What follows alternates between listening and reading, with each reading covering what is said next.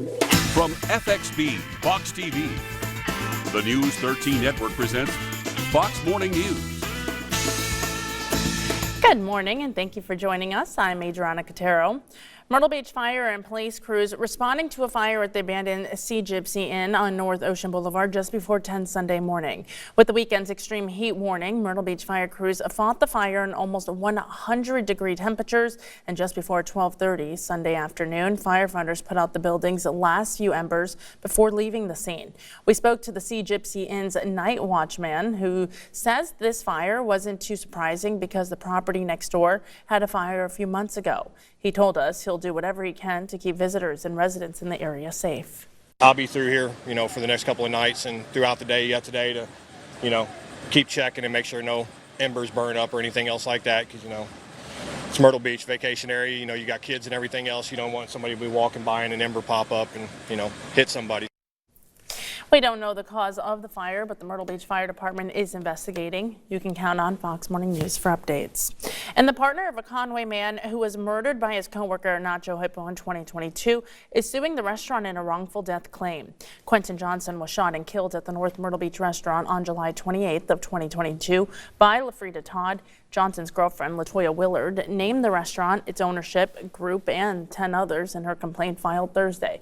She's suing on grounds of negligence and wrongful death. Willard says they all failed to recognize or respond to Todd's threatening behavior, and attorneys say this was a plotted murder that could have been prevented several times. In Conway, 3 people are displaced after their home caught fire on Sunday. And Horry County Fire Rescue says crews responded to that fire on Welcome Court just before 1:30. They say the house and 2 cars that were parked in the driveway sustained heavy damage. No injuries were reported, and officials say the cause of the fire is under investigation.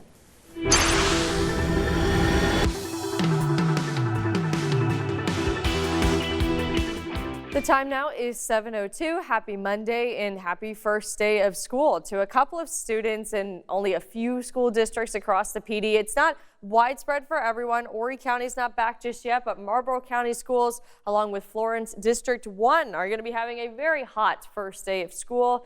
Thankfully, it is mostly sunny right now, but the temperatures are already pretty extreme. We can see we have a few swimmers out in the Atlantic already early this morning. And of course, the beach somewhat busy, but it was just a really nice sunrise this morning. Fox radar is currently dry. We had a couple of clouds early this morning, but even those have been burning off pretty fast as the sun begins to rise. Look at the whole country. I mean, we have a big problem in the upper plains today. We have a level 4 out of 5 risk of severe weather. It is mainly a wind concern, but still tornadoes expected in the high plains and parts of Minnesota today. And then just to the south of that, you have excessive heat warnings in parts of Nebraska and Iowa, up and down the Mississippi River. Excessive heat warnings. Dallas is under a heat advisory. Parts of Michigan and Wisconsin, even Boston and New York, Florida. I mean, there's a lot going on. You have millions of people, again, still under heat alerts for today, and some were just issued, actually. If we look at the temperatures for us, though, unfortunately, it really hasn't changed much. This is the 4th day in a row that we have some form of a heat alert in effect. Likely still tomorrow, but it's not going to be the level that we have now. We have an extreme heat warning. Likely we're going to get a heat advisory for tomorrow. So a step below. So we're trending in the right direction, but it's still going to be pretty hot. The temperatures are outside right now, 75 to 77. Not the worst,